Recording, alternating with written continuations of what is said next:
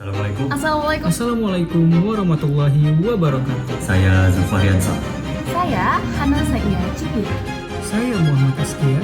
Kami dari kelompok 6. Wawasan Nusantara adalah konsep pemahaman tentang keberagaman wilayah, budaya, sumber daya alam, serta potensi Indonesia sebagai negara kepulauan yang luas.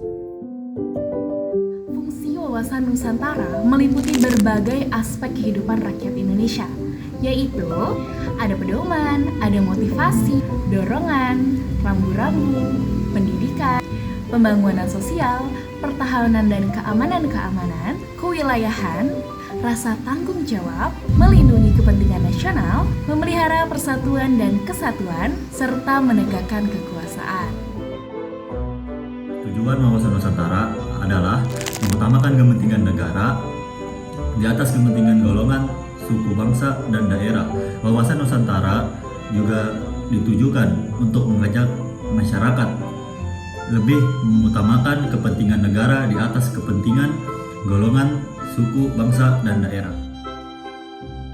Faktor-faktor yang mempengaruhi wawasan Nusantara meliputi faktor wilayah, faktor geopolitik, faktor geostrategi, faktor lingkungan, faktor budaya, faktor pendidikan dan kewarganegaraan, faktor ekonomi, faktor politik, faktor sosial, faktor pertahanan dan keamanan, faktor kesatuan, dan faktor ketertiban dunia. Aspek-aspek wawasan Nusantara. Jadi aspek-aspek ini terbagi menjadi 5 bagian.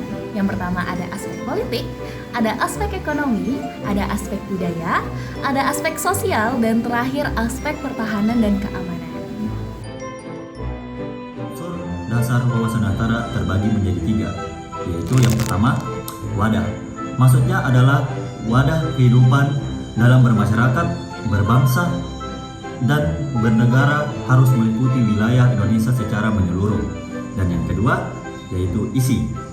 Unsur wawasan Nusantara berupa isi adalah aspirasi bangsa yang berasal dari masyarakat, cita-cita, dan tujuan nasional seperti tercantum dalam pembukaan Undang-Undang Dasar 1945. Nah, itu yang terakhir, yaitu yang ketiga adalah tata laku. Tata laku sebagai unsur wawasan Nusantara merupakan hasil interaksi yang terjadi antara isi dan wadah dalam unsur wawasan Nusantara. Dalam tata laku, ada tata laku, mentalitas, dan batiniah yang baik. Tantangan dalam mengimplementasikan wawasan Nusantara di era modern. Yang pertama, perkembangan teknologi yang cukup pesat. Yang kedua, kapitalisme. Yang ketiga, pemberdayaan masyarakat.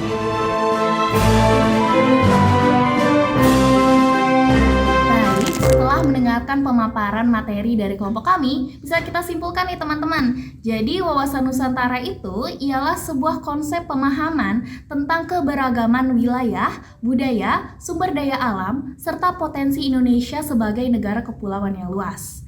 Dan tujuan wawasan Nusantara ialah mengutamakan kepentingan negara di atas kepentingan golongan, suku bangsa, dan daerah.